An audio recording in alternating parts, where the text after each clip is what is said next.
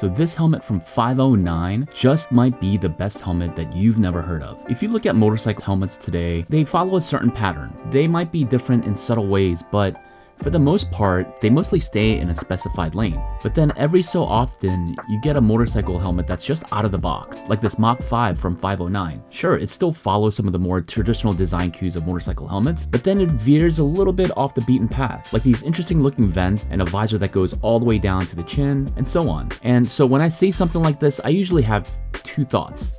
One, that's pretty cool. It looks very different. And two, is it going to be any good, or is it just a gimmick? I usually think to myself, there's got to be a reason why companies or people, whatever you have, follow the same beaten path. Reliable, it's proven, right? Well, that's what we're going to uncover today with the Mach 5 from 509. So just a little bit about 509.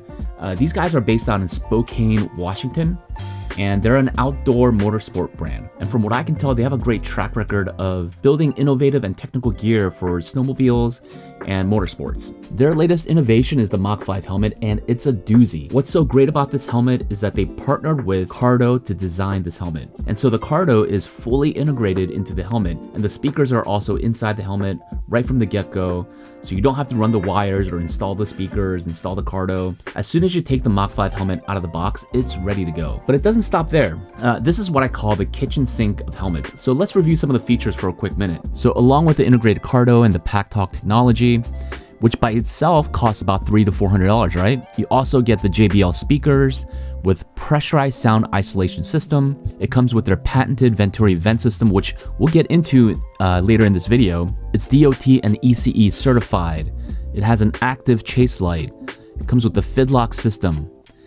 Really, the only thing missing from this helmet is like the heads-up display, or Jarvis from Iron Man. But I think the Mach 5 is one of the most unique helmets on the market right now. So just by looking at this helmet, it clearly stands out.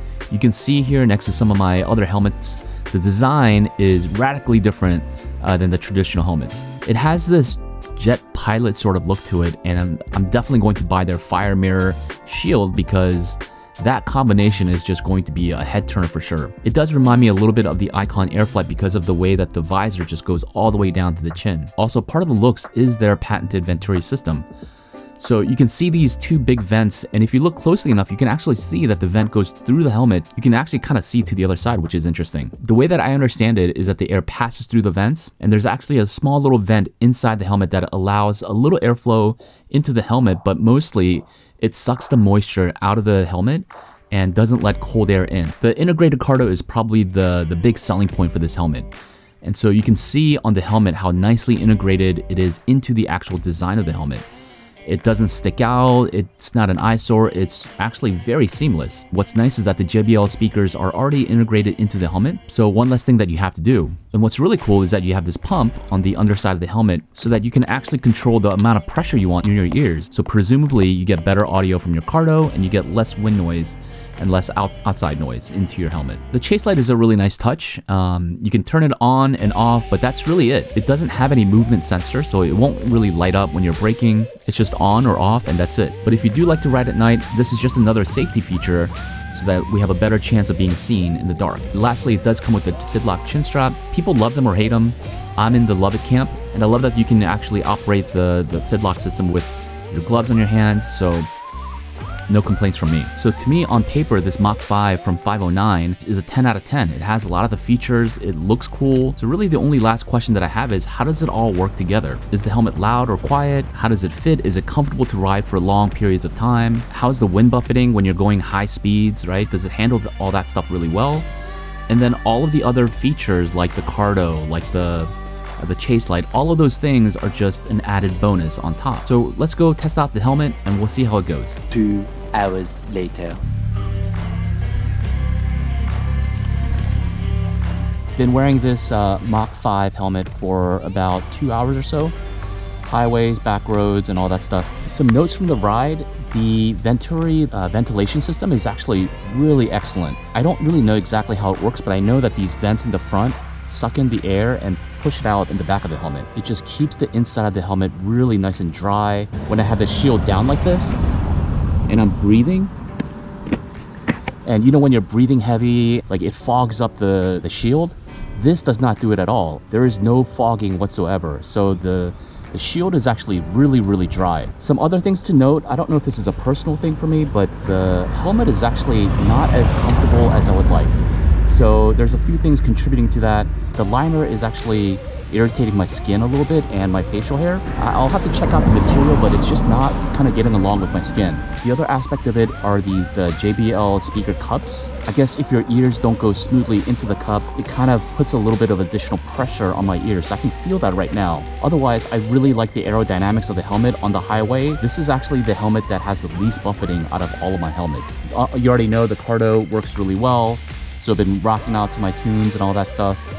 So far, so good. I'm just gonna keep testing this out and I'll give you guys my thoughts later on. 2 hours later. All right, guys, so it's been a few hours now. Helmet's holding up pretty good so far. I just kind of repositioned my helmet so that my ears weren't being smushed so much.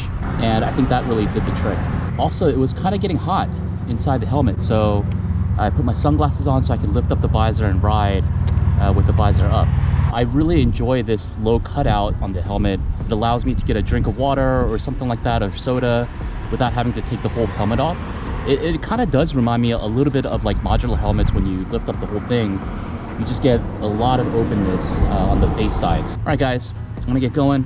I'll see you on a little bit. So let's talk about immediate first impressions after trying out the helmet. I'm an XL and I have the Mach 5 in an XL, and it's a very snug fit. That's typically a good thing, but since there are lots of wires and JBL speakers and all that stuff, I did notice some pressure points, especially around my ears.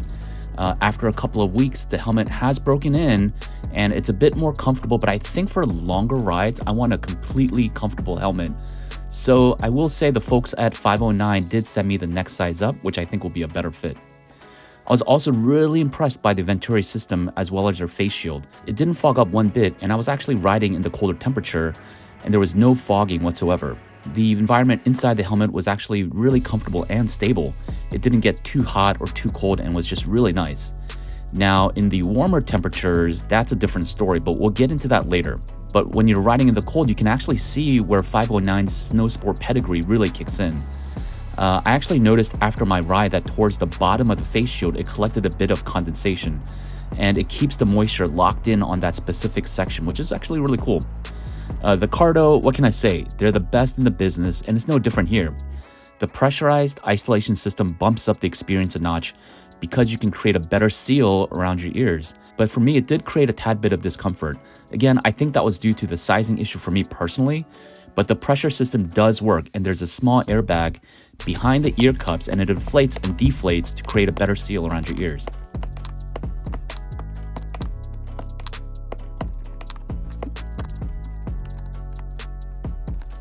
The field of view of the helmet is great, and I really like how they dip into the chin bar for a couple of reasons. When you're riding with the visor all the way up, you can get a ton of airflow. It's almost like those modular helmets where you ride with the chin bar up. And so if you pull over at a gas station, you can also get a drink of water, soda, or coffee without having to completely remove your helmet.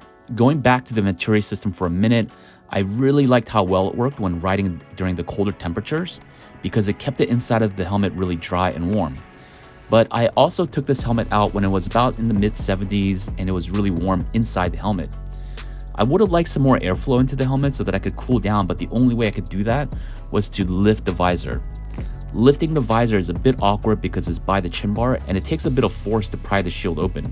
And once you do get it open, there's really only one position. There's no detents on the face shield, so the only option is to put the visor fully up.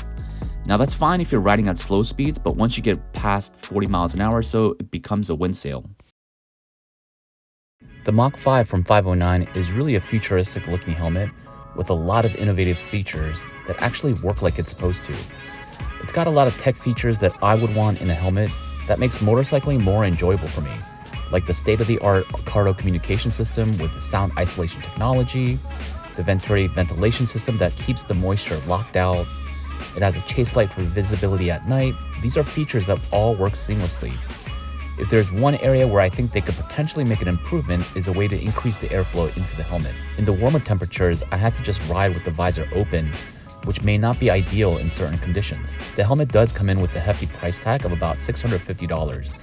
but I would argue it's a fair price considering the full breadth of technology that can be found in the Mach 5 helmet. I do hope that they come out with a few more colorways for the helmet because I think they could really accentuate the design of the helmet with a few splashes of color. Well, that's going to do it for me, guys. If you want to take a look at the helmet yourself, you can go to ride509.com where you can find this Mach 5 and their other motorcycling gear. Thanks for tuning in, and I'll see you all in the next video.